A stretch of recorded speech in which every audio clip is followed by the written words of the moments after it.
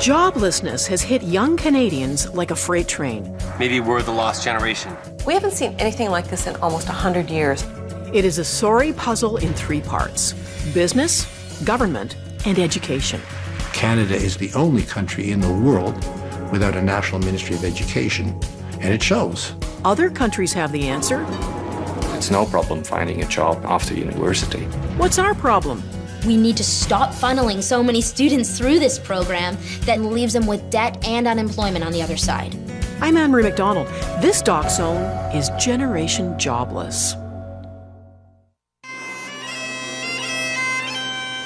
This year, 254,000 young men and women will graduate from Canadian universities, ready to conquer the world, or at least take their place in it.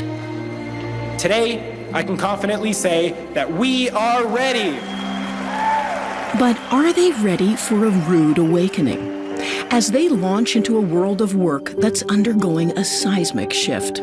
By 2030, over half of the jobs in the world are going to transition. They're going to disappear. And Canadian institutions are not keeping up. Higher education is actually preparing people for jobs of the past. I don't understand why we're pushing more people into university and college so that they can graduate with debt and not be able to find a job. Those lucky enough to find employment are often overqualified for the jobs they're forced to accept. Serving has no future. It's a dead end. Jobless and underemployed young people today can mean a bankrupt Canada tomorrow. Canada will be in a decline because future wealth is built on people's skills, on the skills of the population. While the crisis deepens, the generation in power only makes things worse. How did this happen that boomers became the architects of a scorched earth public policy for the next generation? Are we not supposed to be stewards for the next generation? We have an entire nation of highly educated, underemployed, creative people who are starting to kind of feel like they were sold a fraud.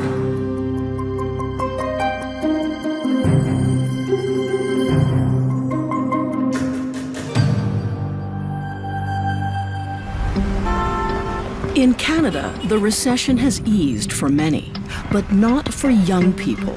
Youth unemployment is double the general population, just under 15%. Compared to 4 years ago, there are 250,000 fewer young people with jobs. Economist Francis Fong reports on economic and social issues for TD Bank. His recent report, The Plight of Younger Workers, paints a brutal picture. It's always the case that youth face the worst of it. They bear the brunt of it. And it's the simple fact that they are always the most vulnerable. They're the ones with the least experience, the least skills, so they're always the first ones to get let go. So what that means is we are sidelining a very large group of people on whom we're going to be very reliant in the next 20 years. So the question becomes, is the biggest economic and fiscal drag facing Canada's future the elderly, or the fact that we're not using the potential of these young people?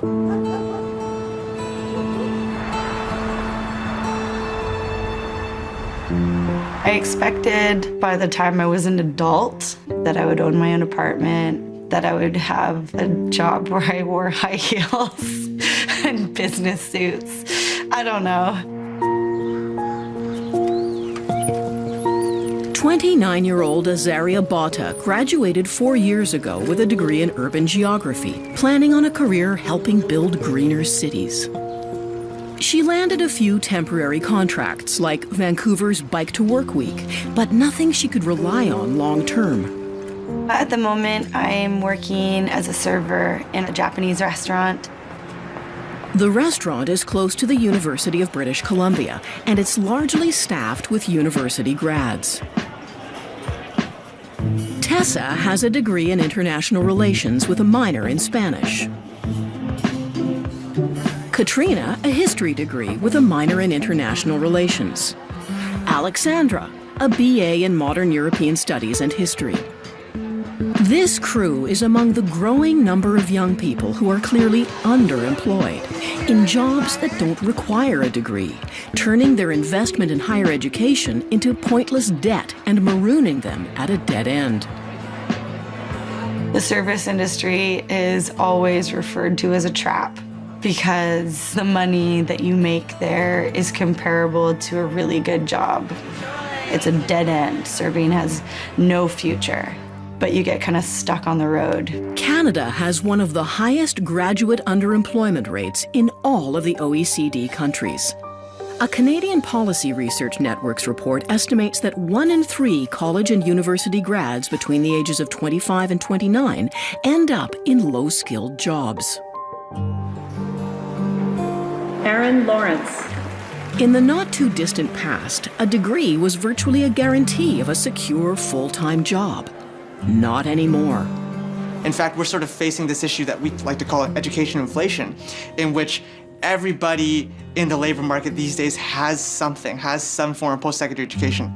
There was this kind of assumption that everybody has a B, A, or S. It's just like another step in like your high school education. Like it doesn't mean anything. The degree is worth less, but tuition has skyrocketed, and students are racking up major debt to pay for it. 60% of students graduate in the hole. The average debt, $27,000. Students and grads often turn to online career sites like Talent Egg that connect them with employers across the country.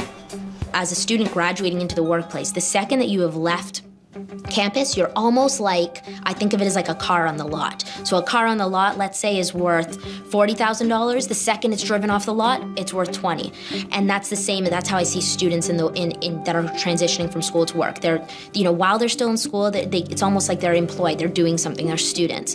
The second they're not, they become unemployed. And we all know how much harder it is to find a job when you're unemployed. So I framed my $30,000 piece of paper so I can put it up in my room and show everybody that I graduated and I got a degree. When 24-year-old Andrew Karam graduated as a civil engineer, he fully expected to land a job that would pay $50,000 a year. After all, his is no general arts degree. His education trained him in a profession. But 1 year later, Andrew's still looking. This one's got 1 to 2 years experience, but I don't even have that. Andrew sent out more than 100 resumes. And even has his mother handing them out to clients. I already gave a couple of them out. I don't know if they called you. Did they call you? No. Nobody? Couldn't find a job. I got 2 interviews in about 8 months, so not many interviews. For now, Andrew makes money working in construction with his dad. My dad lectures me all the time. Did you find a job yet? Did you get a job? Did you get a job? They're always on my case. The story that young people have been told is that if you do the right things, if you go to school, get a university education, you will be rewarded with the trappings of a comfortable middle-class life. I think in many ways, young people who are graduating now feel as though they have a whole team behind them. And if they don't succeed, they're letting down the team. My parents are in constant worry about me. Like, it's so much pressure, and it's not like they're disappointed with me. They just are like, why aren't you a star? But parents' expectations and youthful dreams of big salaries and fast promotions crash head-on into the new reality. A workplace increasingly shaped by globalization and automation. Companies fixated on the bottom line are outsourcing or getting computers to do the work. In fact, a lot of employers are using the opportunity of this anxiety that's generally out there and creating this two-tier environment where older workers may be red circled, you're fine until you retire. But the young'uns that we're bringing along to replace you, they will have lower wages, lower benefits, lower pensions. We haven't seen anything like this in almost 100 years, when bosses are asking people to take less money when they're already profitable. By 2030, I actually think that over half of the jobs in the world are going to transition. They're going to disappear. A former engineer and designer for IBM, Thomas Fry now spends his time analyzing trends. As we create these new automations, it's eliminating 10,000 jobs at a time. It's happening with greater frequency than ever in the past. Like cars that drive themselves. No longer science fiction, they're already on the road. In the not-too-distant future, there go taxi drivers, bus drivers, truck drivers, even pizza delivery guys. White-collar jobs aren't safe either. Lawyers are being replaced by software that can analyze legal documents. Robots can fill prescriptions and replace pharmacists. As a consequence, we're going to have to figure out ways of building new jobs, creating new jobs faster than ever before. If you think that the internet and social media will create those jobs, think again. They generate wealth, no doubt, but they do not create many jobs. Here's a shocker. If you gathered together all the employees of Facebook, Twitter, Groupon, and LinkedIn, you could easily fit them all into Madison Square Garden. These companies are collectively valued at close to $80 billion, yet they employ fewer than 20,000 people worldwide. So for young people trying to get a toehold in the economy, the pool of jobs is drying up. And what remains are not the full-time secure jobs of the past.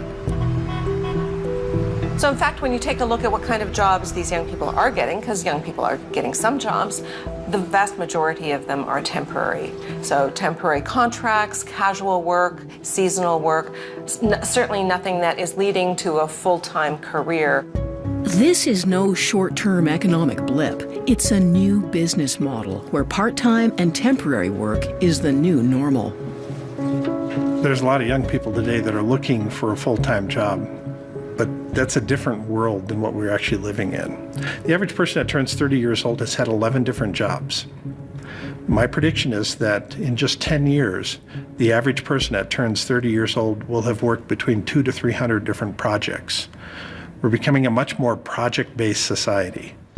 And for the first time in history, young people are competing for those projects and jobs with their parents' generation, boomers who are delaying retirement. Back in the 70s and the 80s, you would never have expected to compete with someone who was 68 for the same job. You know, these people have 40 years of work experience on you, management experience, you know, probably some more schooling, but they're competing for the same job.